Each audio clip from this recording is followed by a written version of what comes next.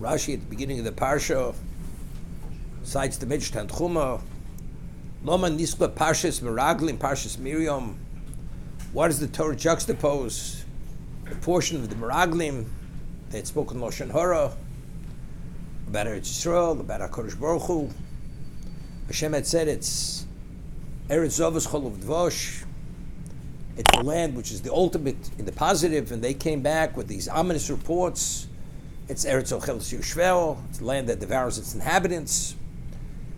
What should have they learned? Lefi she'loka aliske diva shedibra b'achiyah. She was punished and smitten because she spoke something negative about her brother. Rishama lolu ro, and these evil people, they had seen what happened to Miriam v'lolokul musar, and they didn't take a lesson to learn that they have to be careful regarding their behavior.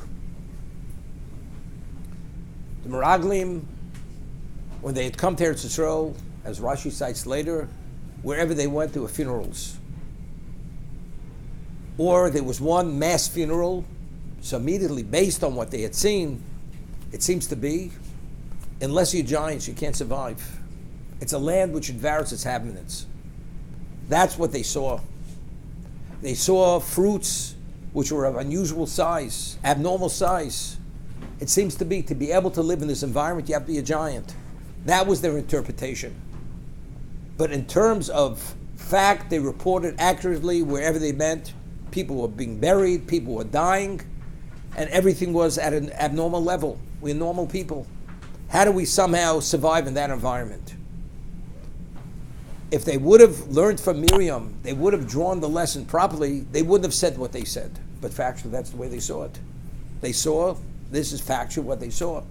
But yet we find Kolev and Yoshua, they saw the same thing, and they said just to the contrary, that this is the hand of Hashem, because Chazal tell us that why were people dying, or why were they see what they saw? Because Hashem wanted that the Meraglim, the spies, should go unnoticed. So since they'll all be totally immersed in their grief, grieving over their dead, and being distracted, they won't notice the Meraglim. So the Meraglim, the spies, will have free reign to go wherever they go, wherever they want, choose to go, to see the land as they choose to see it. That's the reason. So again, so what was their failing? The failing was the interpretation of what they saw. And what was that based upon? Because Hashem had said it was Eretz Zovos Chol Uvdvosh. It's the ultimate positive. And they went and they questioned that. Hashem said one thing, and they interpreted differently as a result of their lack of faith. But if, let's say, they would have seen it to be Eretz Zovos Chol Uvdvosh, then of course they would have embraced it. So again, because they had an issue of the way they saw it and what Hashem saw, rather than suppressing your own interpretation, except Hashem said it will be, it will be.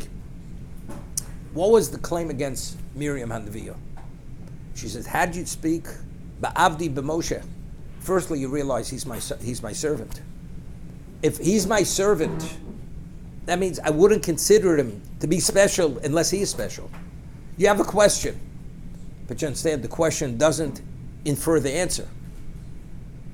And he's Moshe. He's also special because he's Moshe. So how, if factually he failed that you're saying he failed, and he did the wrong thing, how could he be in good standing with me? You have a problem you don't understand.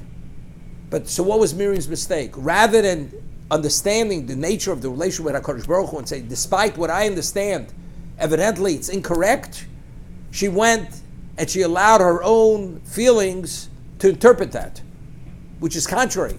And that was the claim against her. So what lesson should have they learned? Regardless of the way you see something to be, but if something based on something else is factual, regardless of your question, you have to accept based on faith, that's the reality. If Hashem says he's Avdi Moshe, regardless of what you think, it's irrelevant what you think. You have to understand why he's Avdi Moshe, and why your claim and your question is not a question.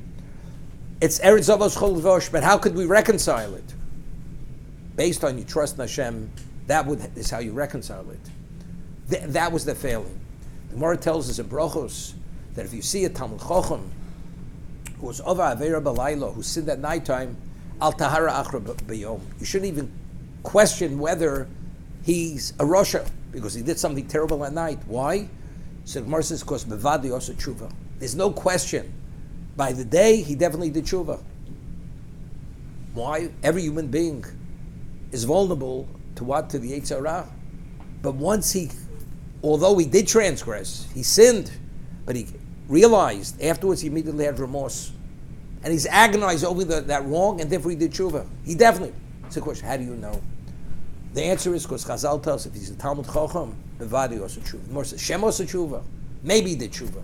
More says, how do you mean Shema? Vadi also tshuva. He definitely did tshuva. But the question is, how do you know?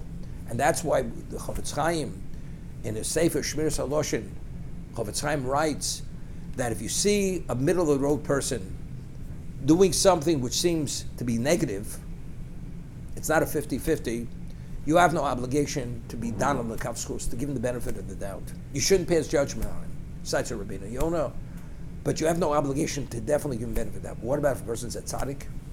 Even if it sways to the negative, you still have an obligation to give him the benefit of the doubt because he's a tzaddik. But it seems to be he did the wrong thing. It's irrelevant, it seems to be. But if his classification is tzaddik, it's not the wrong thing. Not the wrong thing whatsoever.